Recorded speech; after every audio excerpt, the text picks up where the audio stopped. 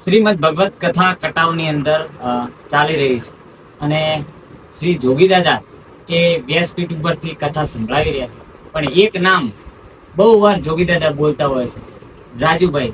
રાજુભાઈ, તો આજે આપણે એ જ રાજુભાઈ સાથે છીએ. તો રાજુભાઈ સાથે થોડી ઘણી ચર્ચા પણ કરવી છે અને આ નામ પાછળનું કારણ પણ જાણવું છે. તો રાજુભાઈ, તમારું આ જોગી દાદા ઘરે ઘડી નામ લે છે એટલે બધાને અમારા વિસ્તારમાં એવું લાગે કે આ છે કોણ રાજુભાઈ.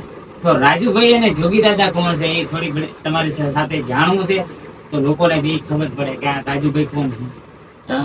રાજુભાઈ એક કટાવ ગુરુગાદી સાથે સંકળાયેલા બાપ દાદાથી મારા પિતાશ્રી, મારા દાદાશ્રી અને એમના પણ પિતાશ્રી, પાંચ પેઢીથી અમે લોકો કાખીજી મહારાજ અમારા ગુરુગાદી છે, અને કટાવ અમારી ગુરુગાદી છે. અને અહીંયા અમારા વર્ષોથી અમારી પરંપરા પ્રમાણે અમે લોકો અહીંયા રોજ દર્શન કરવા આવતા હોઈએ છીએ. ઘણી વાર અમારા પિતાશ્રી, માતૃશ્રી સાથે પણ અમે લોકો દર્શન કરવા આવતા હોઈએ છીએ. ગયા વર્ષે બનવા જોગ બન્યું કે જોગી દાદા ભાભરની અંદર કથા હતી, તો ત્યાંથી અમે લોકો જોગી દાદાની પરિક્રમા કરવા માટે કીધું, દાદા ચલો મારી ગુરુગાદી છે, આપણે પરિક્રમા કરવા માટે કટાવ ધામ જઈએ. તો કટાવ જ્યારે હું એમને પરિક્રમા કરવા માટે લઈને આવ્યો, એમને પ્રદક્ષિણા કરી અને આ તો સાક્ષાત ચમત્કાર છે. આંબલી વાળા મારા, એ તો તમને પણ કદાચ તો જયારે એક પ્રદક્ષિણા અહીંયા કરતા હોય તો આટલું મોટું એમના અહીંયા સ્થાન પ્રાપ્ત થયું શ્રીમદ ભાગવત કથા કરવા માટેનું. અને જયારે જયરામદાસજી બાપુ જોડે અમે બેઠા, જયારે ગયા વર્ષે અમે લોકો આવ્યા હતા, તો જયરામદાસ બાપુ પણ સાથે એમને વૈદિક ચર્ચા, ધર્મની ચર્ચા, એમની ચર્ચા સાથે કરેલી. બનવા જોગ બન્યું કે અમે જોગી દાદા સાથે હું ઘણા ટાઈમથી સંકળાયેલો છું, તો ફેસબુક અને વોટ્સએપના માધ્યમથી પણ હું એમની સાથે ઘણી વાર હતો. જયારે ભાગવત કથા આપવા આવ્યા ત્યારે એમની સાથે પણ હું આવેલો. અને પછી દાદા મારા ઘરે આવતા જતા, અને જોગી દાદાને મેં કહ્યું હતું, દાદા આપણે તમે એકવાર ગુરુ ગાદી જઈએ. ને મને સારા વક્તા, સારા એક એમનું કહીએ કે એમનું સરળ ચારિત્ર, સરળ સ્વભાવના જોગી દાદા મને લાગ્યા. તો મેં જોગી દાદાને કીધું, દાદા તમને પણ આગળ આપણે કંઈક વિચારતા જઈએ શ્રીમદ ભાગવત કથા. મને પોતાને કે એવો અંદરથી રોજ લાગણી થતી હોય છે કે આપણે હિન્દુ સનાતન ધર્મની વ્યાસપીઠને જાગૃત રાખો, તો હિન્દુ સનાતન ધર્મ આપણો સાથે સંકળાઈ રહેશે. એના માટે મને ઘણી વાર જોગી દાદા સાથે ચર્ચા કરતો હતો, એટલે જોગી દાદા સાથે હું એ રીતે સંકળાયેલો છું. તમે તો સંકળાયેલા એવી રીતે છો, પણ જોગી દાદા ઉપરથી જે નામ લઈ રહ્યા છો, ક્યાંક જોગી દાદા માટે પણ તમે કરેલું હશે. તો એ પહેલી મુલાકાત કઈ રીતે થઈ, કઈ રીતે તમારો મિલાપ થયો, એના કારણે આજે રાજુભાઈ અમને ખબર પડી. જોગી દાદાની આમ મુલાકાત કહીએ તો મેં કહ્યું એમ સૌથી પહેલા ભાગવત, અને પછી નવરાત્રીમાં મેં દાદાને કહ્યું કે દાદા તમે દેવી ભાગવત કથા અંબાજીમાં કરો. તો મને કે કેમ અંબાજીમાં? તો મેં કીધું અંબાજી 51 શક્તિપીઠની એક શક્તિપીઠ, જેમ કે માતાજીનું હૃદય આપણે કહીએ તો આપણને બધાને ખ્યાલ છે કે 51 શક્તિપીઠમાં માતાજીનું હૃદય ત્યાં હતું. તો મેં કહ્યું તમારું હૃદય, માતાજીનું હૃદય ત્યાં પડેલું, આપણે દેવી ભાગવત કથા ત્યાં કરશું. દાદા તમારો બહુ વિસ્તાર અને બહુ સારા માતાજીના આશીર્વાદથી તમારી પ્રગતિ થશે. અને આજે પ્રગતિ પણ દાદાની અહીંયા દેખાઈ રહી છે. ગયા વર્ષે મેં એક નંદાસન રાજતાજમાં પણ દાદાએ કથા કરી હતી, અમારા એક રાજુભાઈ દેસાઈ પરિવારમાં. ત્યાં પણ 10 થી 15,000 પબ્લિક રોજ ઉમટતી હતી. અને પૂજ્ય દાદા 5-5, 7-7 કલાક સુધી, 5-5, 6-6 કલાક સુધી કથા વહેરાવતા હતા, અને એ લોકો બધા સાંભળતા હતા. એ કથા પણ બહુ પ્રચલિત કરેલી દાદાએ. અને તમે જેમ પહેલા જણાવ્યું એમ કે આ કથા આવી રીતે ભાભરમાં મળ્યા, અને એના પૈકી તો મારે જાણવું છે આ પૂરેપૂરું કે આ કટાવની કથા અને જોગી દાદા કઈ રીતે મિલાપ થયો, એની આખી કહાની જાણી. આમ તો જોગી દાદા અને કટાવ સાથેનો મિલાપ મેં પહેલા પણ તમને કહ્યું કે જ્યારે અમે લોકો અહીં આવ્યા હતા અને પ્રદક્ષિણા કરી, તો ખાખીજી મહારાજ એવું કીધું કે બેટા આજે તારી એક પ્રદક્ષિણા રહી ને, તને ટૂંક સમયમાં હું આની સફળતા બતાવીશ. તો ખાખીજી મહારાજ તો બહુ બધા ચમત્કાર રહેલા છે. આજે મારા ઘરે પણ મારા એક મોટા ભાઈનું નામ ખરેખર શશિકાંતભાઈ છે, પણ અમે લોકો પંડિતજી કહીએ કે એમને પણ અહીંયા પંડિતજી આપણા ગુરુજી એમને મહારાજ હતા, એમને પણ પંડિતજી કહીને બોલાવે. અમારું તો આખું ઘર રામાનંદી છે. મારા પિતાશ્રી આજે પણ 6 થી 7 હજાર રોજ પર ડે રામ રામ લખે છે ઘરે.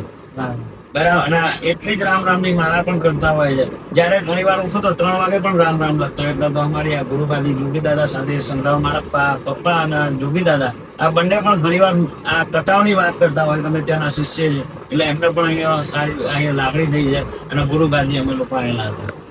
રાજુભાઈ, એ બધી વાત જાણીને ખૂબ આનંદ થયો. પણ હવે અહીં જોગી દાદા પેલા દિવસે આવે છે, બીજે દિવસે શરૂઆત થઈ જાય છે એમ કથાની. અમે બધા ઉત્સાહમાં હોઈએ છીએ, પણ રાતે અચાનક વાવાઝોડું ને પવન. રાત સુધી એવું લાગતું હતું, કારણ કે અહીં સુતા હતા ને ઘરમાં, એટલે એવું ખબર નતું કેવડું મોટું વાવાઝોડું છે. ડરતા ડરતા સુતા હતા. પણ સવારમાં એ જોયું ને ત્યારે બધું જ વિખાઈ ગયું હતું. મંદિરની અંદર પાણી પડ્યું હતું. તો એના વિશે, એની પછીની જે પ્રક્રિયા છે એના વિશે મારે જાણવું હતું.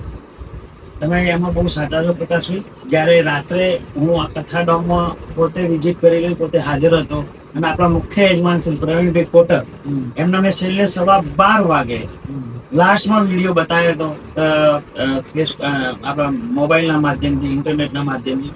સાહેબ કમ્પ્લીટ ડોમ રેડી થઈ ગયો છે અને હવે કોઈ ઉણપ ડોમમાં નથી.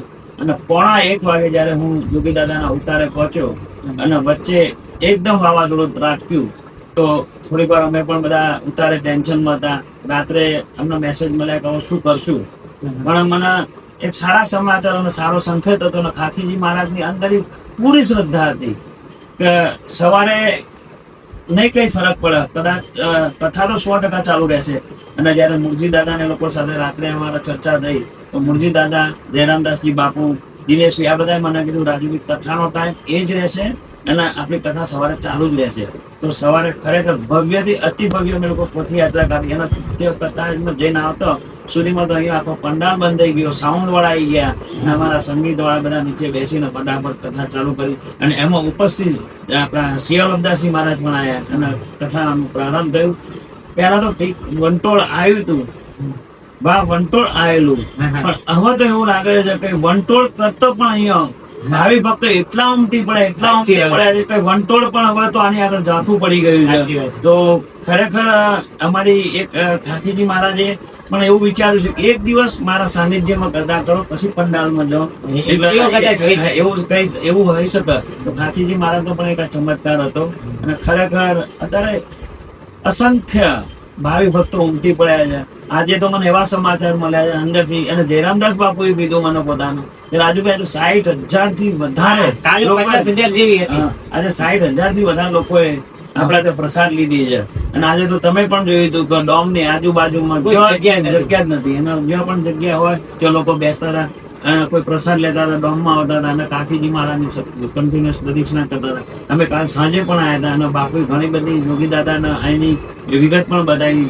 શિયાળદાસજી મહારાજે પણ અહીંની તપસ્યા ભૂમિના બાબતે ચર્ચા કરી હતી યોગી દાદા જોડે. એમ જોગી દાદાને પણ અહીંયા બહુ સારું એવું લાગણી થઈ છે. અને આપણા ખાખીજી મહારાજનો ફરી જીર્ણોદ્ધાર થઈ અહીં મંદિર જે બનાવવાનું છે એવી અમે ખાખીજી મહારાજને પ્રાર્થના કરીએ છીએ અને જલ્દીમાં જલ્દી આપણો જીર્ણોદ્ધાર થઈ જાય.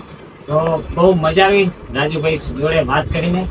જે તમે કથાની અંદર સાંભળી રહ્યા છો વારે ઘડીએ રાજુભાઈ, તો આ રાજુભાઈ હતા, એમની આખી કહાની હતી. એમની મોઢેથી આપણને ઘણી બધી વાતો જાણવા મળી, જે કથા કઈ રીતે શરૂઆત થઈ, પછી આ વાવાઝોડા પછી કેવી કેવી પ્રક્રિયાઓ થઈ. તો બહુ મજા